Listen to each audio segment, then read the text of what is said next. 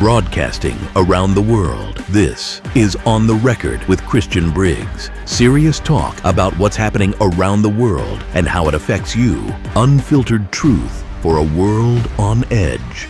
Follow us on X at BMC_HAM. Live in 3, 2, 1.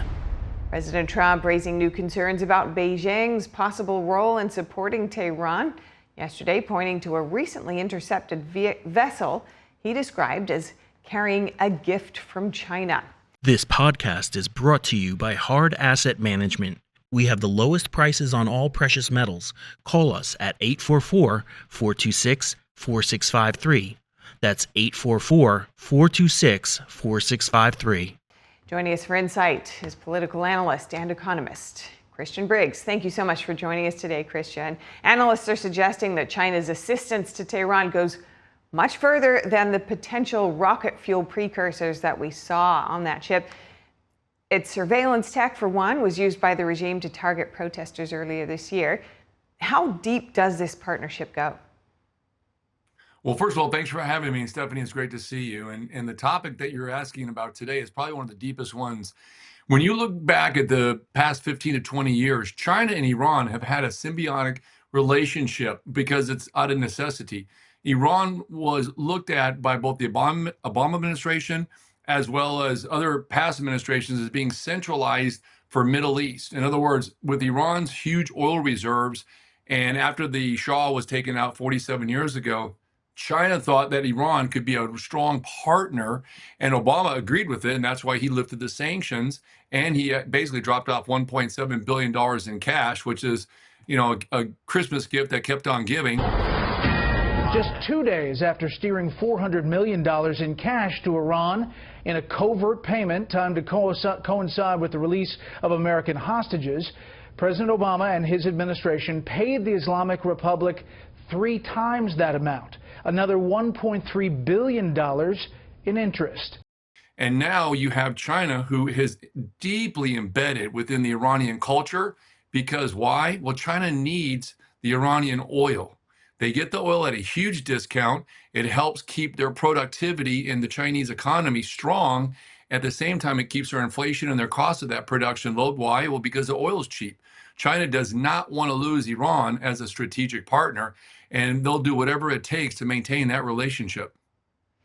Yeah, and so how has that simultaneous alliance forging, you mentioned with former President Obama's strategies there, alongside China's investing in Iran, that dual investment, what's been the effect there in terms of triangulation? Well, that's a great question, because a lot of people have been wondering for years, and I get asked the question, and I'm going to make it very clear.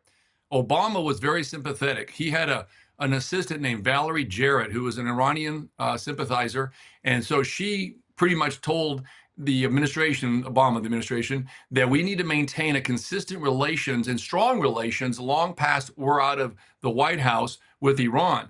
So the one way to do it was to strengthen Iranian economy.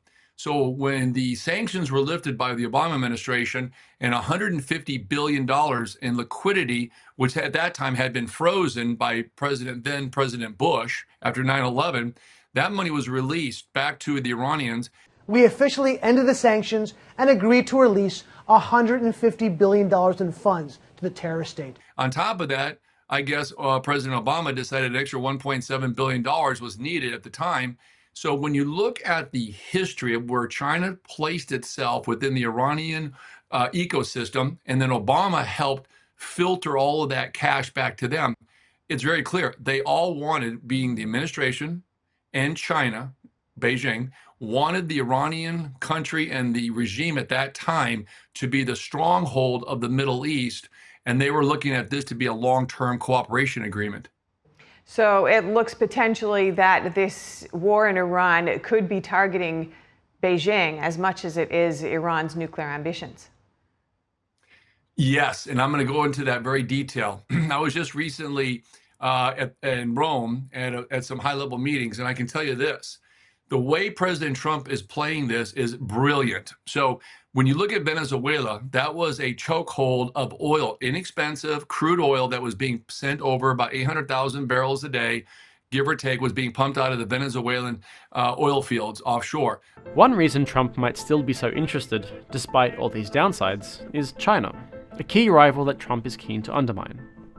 After US oil companies lost their footing in Venezuela, China became the biggest importer of Venezuela's extra-heavy crude.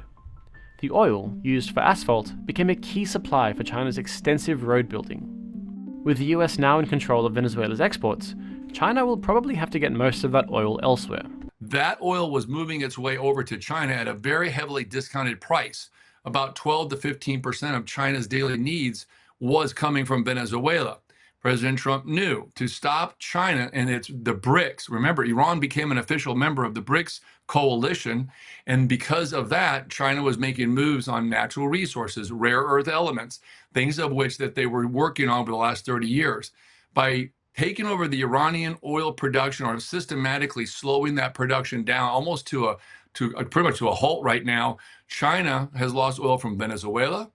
They've lost oil from Iran, which is about a third of their daily oil needs. Where they're going to have to make that up, we don't know. Maybe Russia might come to the help of China, but it is a strategic move to slow down the aggressive nature of China trying to corner the world's markets on rare earth elements.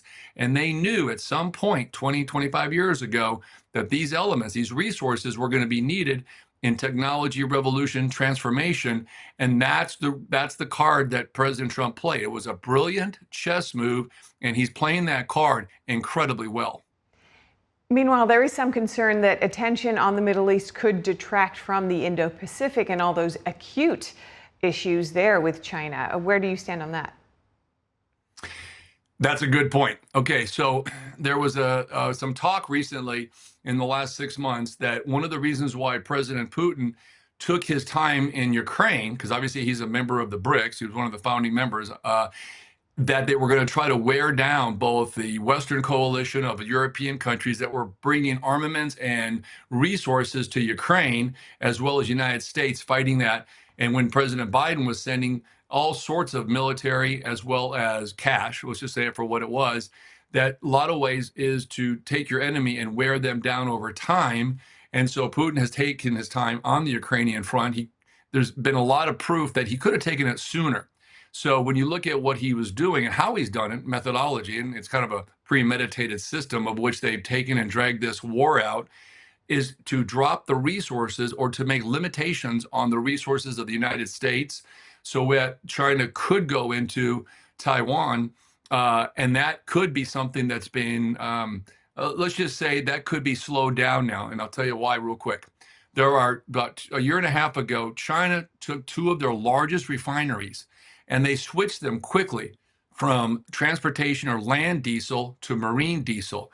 Because they made that transition to marine diesel, you can basically figure out why. That was to arm their naval ships with the kind of diesel it takes to run ships to be able to make some kind of a, let's just say a stronghold. Could have been a barricade, it could have been containment around Taiwan, or it could have just been an overall invasion. But they did do that. President Trump realized that, so he cut off their oil. He made sure that that may not be a solution that's viable, at least in the next near 6 to 12 months. Now, Operation Economic Fury, it has the naval blockade and heavier sanctions to choke oil revenue to the regime, primarily from China. How do you see the risks and benefits on that front, and how would you mitigate any of the risks?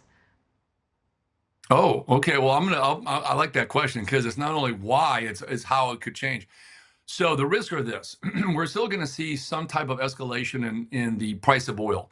The downside consequences are going to be inflationary pressures on a global basis. You've got Sweden, Southeast Asia, other countries like Japan. Even there was just recently as today, about 4 other countries that have said, we're going to run out of fuel. Myanmar, Vietnam, and the Philippines, according to the SocGen Commodities team, source upwards of 80% of their oil via cargoes that pass through Hormuz, and only have about a month of oil in storage before they'll run out.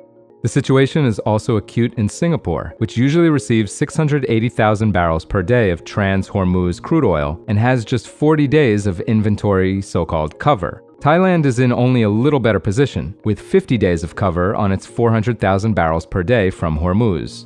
Taiwan, which imports 525,000 barrels per day, can last about 100 days. Like, we don't have the aviation fuel, we don't have military strategic fuel, the stockpiles that a lot of countries hold, oil for emergency or natural catastrophes or even catastrophic events. Those reserves are dwindled down. The level of oil that we have in our own strategic petroleum reserve is at some of the lowest points since 1984. So there is huge downside consequences to what is happening. And then choking off Iran's oil is not just an economic problem for, I want to say this, for Iran, it's a problem for everybody, because that oil needs to flow. If they're not getting paid for the oil's not flowing. And because of that, what we're seeing is a worldwide inflationary pressures, which is going to bring GDP down. Europe the EU just recently brought down 27 GDP estimates from 1% down to 0.5%, specifically because of inflation and slower economic growth because of the Iranian conflict. So the consequences are exactly that, economics. How I would do it different? I'm not so sure there's much difference you can do right now, because you have to get the Strait open. We got to get the oil flowing, and you've got to get the regime to realize one thing. Tick tock, as I would say, your time is limited. You cannot win this war. You can drag it out, but you're not going to win the war. And so because of that, I'm not so sure there's much you could do other than possibly going in there and a land invasion, which nobody wants our troops on the ground because the casualties could be too extensive. Now, we've had numerous peace deals around the world in recent years, especially under President Trump. Of course, there are other wars that are dragging on. You framed this Iran war as an opening chapter in a much larger struggle that will shape global power, markets, and U.S. security for years to come.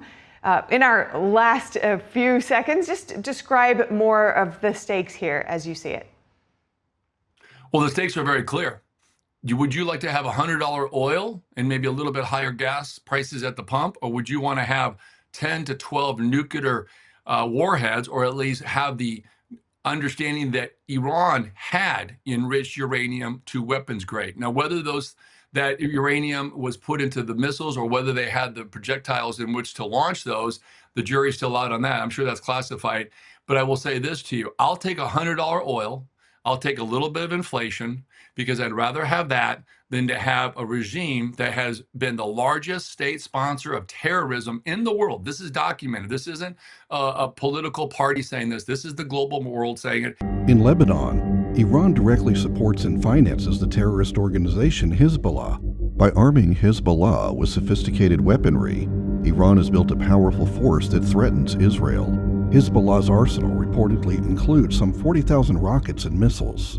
In recent years, Iran has stepped up weapons transfers to the Houthis, a terrorist militia fighting the Saudi-backed government in Yemen. Since the beginning of the war, the Houthis have used Iranian-supplied missiles to attack American ally Saudi Arabia and even an American naval ship. To not have those nuclear weapons at their fingertips, I'll take the $100 oil. So this had to be done, and it had to be done now. And I'm glad President Trump took the initiative to do it, but it should have been done a long time ago. We would never be in this situation if President Obama had not given them $150 billion. Plus, he had to dump off some extra cash, like they needed the extra money for something. Bringing in the historic perspective, thank you so much for your time today, Christian Briggs. Great to speak with you. You too. Thanks, Stephanie.